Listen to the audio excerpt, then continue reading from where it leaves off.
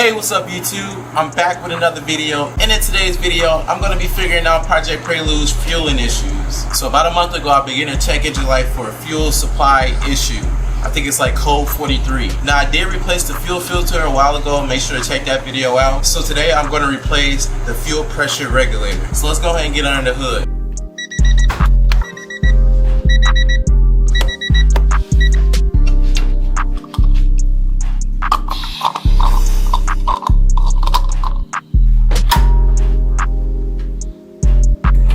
Alright, so now we got the hood popped, and one thing I did do, I unscrewed the fuel cap to relieve the fuel pressure because we are working on the fuel rail. Alright, so there's the fuel filter, and one thing I was concerned about was when I was taking this line off, which I believe comes from the pump, I did kink it a very little bit. Let me get a better light.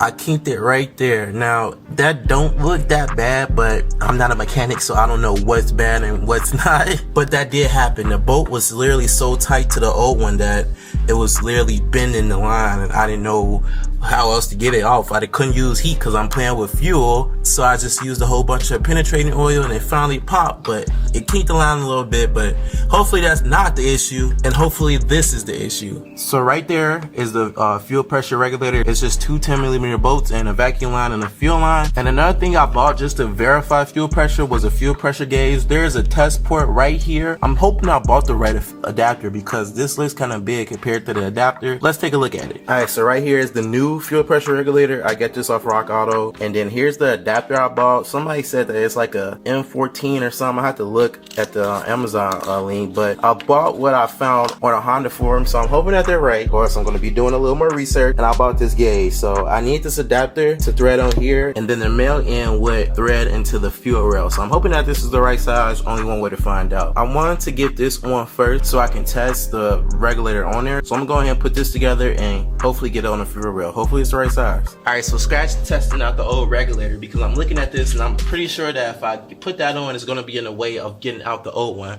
So I'm just going to go ahead and replace the old one and then put on the gauge, and then we're going to see what happens together.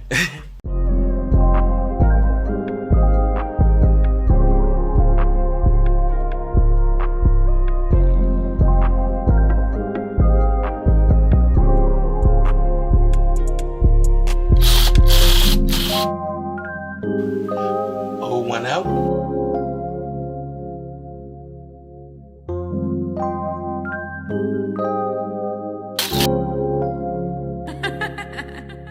Alright, so the regulator changed out. This is a crazy angle. Now it's time to get that gauge on, so let's do it.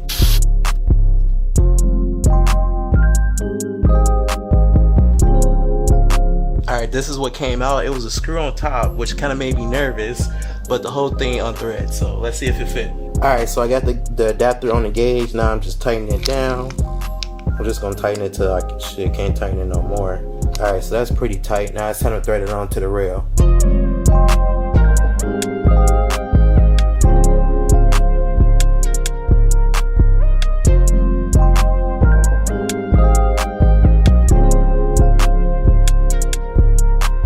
Alright, so it's in. I wasn't able to actually bottom that out, so I'm hoping that it don't leak, but only one way to find out. So let's go ahead and see if it's gonna leak or not. Alright, so I'm gonna just turn the car on just to prime the fuel pump. I'm not gonna start it yet, just to check for leaks. If it's not leaking, then we're gonna start it. Let's be on. And it's definitely leaking. God damn it. Alright, so take two. All I did was tighten the fuck out of this thing. I'll try to get it to where the gauge is actually facing either that way or the front of the car, but I feel like if I tighten it anymore, something's gonna snap. So let's go ahead and try to prime it again and see if it leaks. We are definitely leaking. What the fuck? Just tried to tighten it even more. Snapped it right in the fucking rail, bro. I'm pissed. Alright, so I just got back from Advanced Auto and I got these. Hopefully this will work, because I don't know what else I'm gonna do, so let's see. Easy.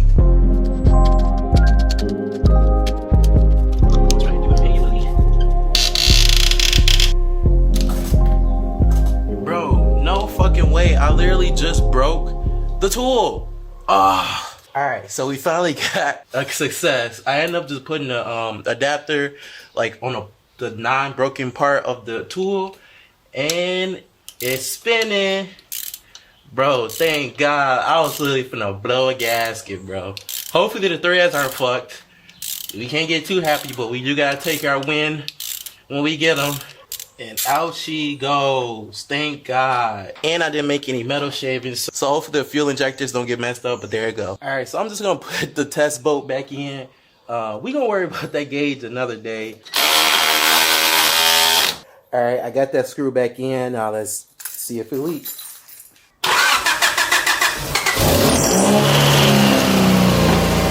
I am seeing no leaks. I think we're good.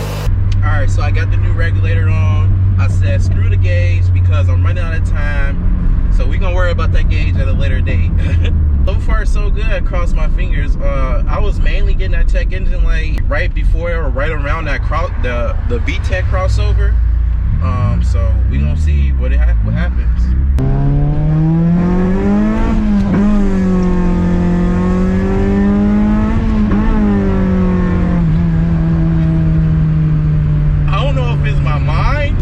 Tricks on me or something, but I feel like the throttle response is a lot better, and I feel like it's like way more smooth. But it might just be like a placebo effect, you know, you change a part and you think that your car's fixed, but it actually might be worse.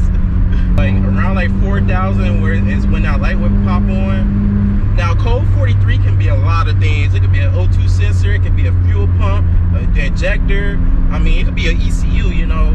So it's a very broad check engine light, but I just had a feeling it might have been a regulator just from A, it never being changed, and B, like it only do it like in the high RPMs. It don't just, it's not a constant check engine light. So I just gave it a try. I gave it a try, and so far so good.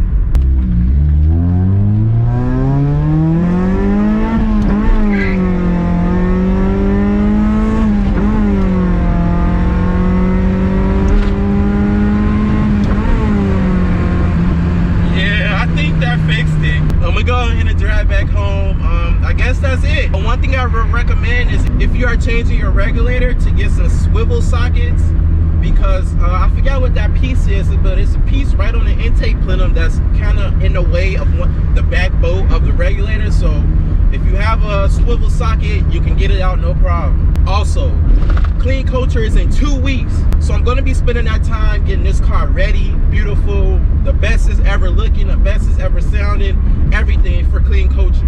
So if you guys are in the Chicagoland area, please come out to Chicagoland Raceway June 3rd from 2 to 10. Jimmy Oaks, Chris Rudden is going to be there. It's going to be some drifting, car comps, car show, two-step, burnouts, everything. And I'm going to be there with this car. So if y'all in the area, please come out. Please come show support. But I hope you guys enjoyed the video. Make sure to like and subscribe. If you got any questions or if you just want to talk to me, leave them in the comments below. And I'll see y'all in the next one. The next video is going to be getting this car ready and getting this car beautiful.